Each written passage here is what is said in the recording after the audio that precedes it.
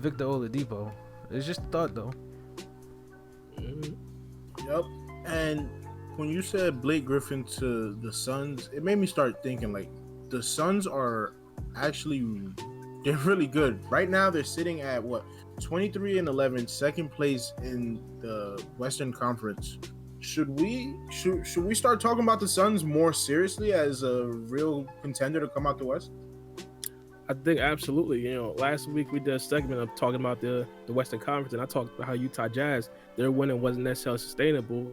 And lo and behold, this week they went 1-3, not looking so good for them. But this Phoenix Suns, I talked about them having a very replicatable winning process. They play very good defense. They play a very slow-paced style of basketball, and especially when it comes to playoffs, that's what you're gonna have to be playing. And I think Chris Paul, being a guy that he is, the wizard that he is, you flank him with Devin Booker and a very good paint presence in DeAndre Ayton, it's going to be devastating, especially for a team like the Clippers, who really prize themselves on wing defense. When we talk about the cutting and the plays that they play, it's not necessarily going to be completely ISO basketball. You got to guard the pick and roll, and of course, their paint presence being the Clippers is kind of suspect. Of course, they got Serge Ibaka, but when it comes to a young grown man like DeAndre Ayton, I think he's probably going to cause some problems with Serge Ibaka, and especially on the pick and rolls with Chris Paul. He's going to have to be a lot more agile. I know he's up there in age. He's going to have to get there.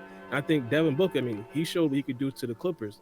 He showed what he could do to the Clippers in the bubble when he basically hit them with the buzzer beater, and that's without Chris Paul. I think in the playoffs they're going to be a very difficult out, but in my opinion, this is going to be a very hot take.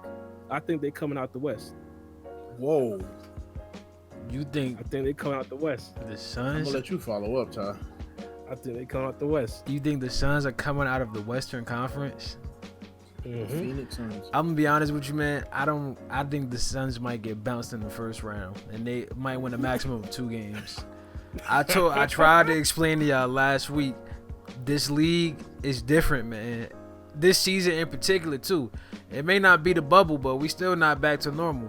Guys aren't caring too much about the regular season. Is it too early to celebrate the Suns? I don't think so. I think the Suns they're legit. They're a nice, young, fun team. You brought in Chris Paul, and he's clearly the Chris Paul effect. You saw it in OKC. You're seeing it in Phoenix now. I just don't think you can take them serious as of yet. You know how many seasons the Denver Nuggets had such a great season, but then they got to the playoffs, and the excuse is they're inexperienced. Yeah, you got a guy like Chris Paul who has never been to a finals, so let's just throw that out there.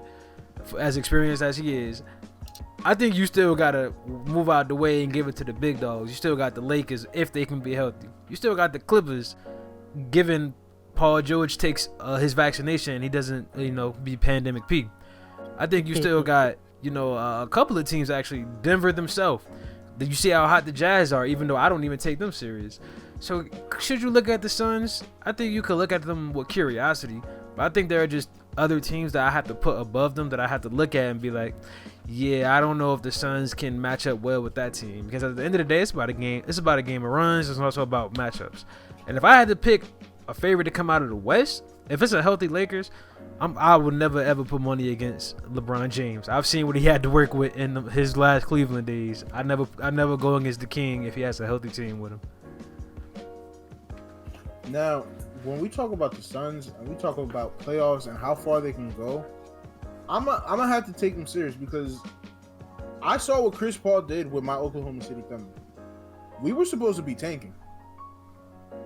We ended up in the playoffs playing the Game 7. Thanks to Chris Paul. Now, you put Chris Paul on a team like the Phoenix Suns, a group of young guys who are hungry to go and get it, I feel like that's a dangerous combination. And I feel like come playoff time, Chris Paul will be able to see his first Western Conference. Well, his second Western Conference, right? His second Western Conference Finals. I think it's his third. I think he had one with the Clippers. Well, Probably. I feel like he's going to another Western Conference Finals, and depending on if the Lakers are healthy, Rob's take don't sound too hot. If the Lakers keep ending up with injuries, man, I feel like the Suns, they might be able to pull something out. See, I think Tyler not too far off when you talk about the Suns possibly being a first round exit. I think it all really comes down to Devin Booker. You can't really put too much stock into a player that never really been to the playoffs before. But I'm not gonna lie to you guys. I think Devin Booker has that Kobe mindset. Now, I know that's a lot to heap on Devin Booker, but Devin Booker this season looked like he's coming out for a vengeance. You see him starting to chirp a little bit ever since he started to win basketball games, calling players out their name, even calling the refs out their name. I think Devin Booker is out for a vengeance, and he wants to show the NBA that he is that guy. And I think in the playoffs, he's definitely going to step up, just like how he stepped up in a bubble. I think we're looking at like potentially a Jamal Murray or Donovan Mitchell as rise in the playoffs, like how they did last season. I think if you got Devin Booker scoring 30 a game, plus Chris Paul, plus their deep roster, it's going to look very, very scary in the playoffs, especially since they're going to be going up against some players that's kind of questionable. Especially with Paul George. I mean, I think that if it depends on who they get matched up with. Because if they get matched up against the Clippers, it's gonna be scary. Because you mentioned Donovan Mitchell and Jamal Murray, they were just beating up on each other. Neither one of them known for their defense. They were just going back and forth. But we love to see it. The question is, can Devin Booker really sustain that a high level of play for 4 games against a guy like Kawhi Leonard, who's gonna take that defensive challenge? Or if they switch and put Paul George, given that Paul George isn't, pandemic P. Devin Booker's going to go ahead.